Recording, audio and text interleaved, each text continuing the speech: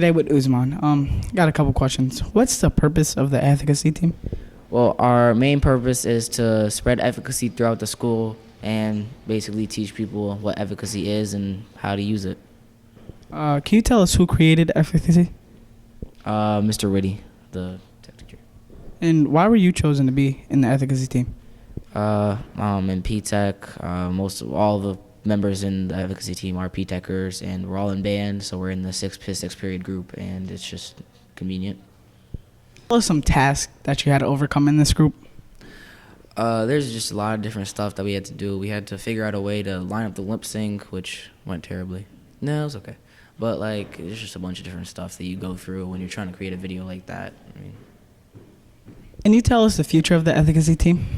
We're working on our next video right now. We're gonna do something kind of similar, but definitely probably more advanced and better than the last video. Now, what do you guys plan on doing next year for efficacy?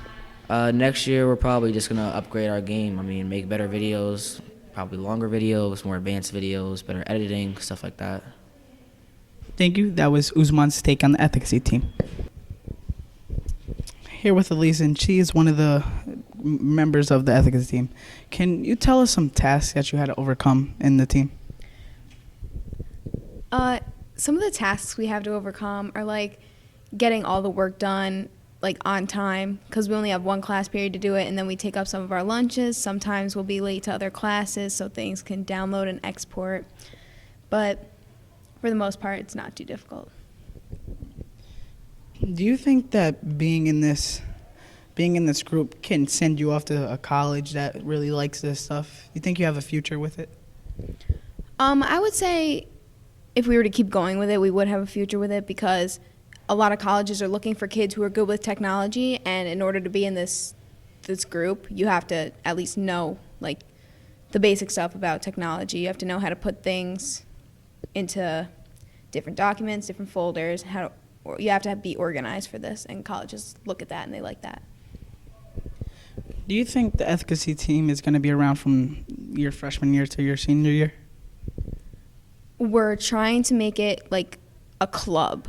So what we're trying to do is we're trying to get other kids who would be involved in it to do it, because we might not all be around the same class for our 4 years of high school, but if we can get it to be a club, we're trying. Now, do you think Mr. Whitty is a big inspiration to you because of how hard he tries to push you guys to get the work done?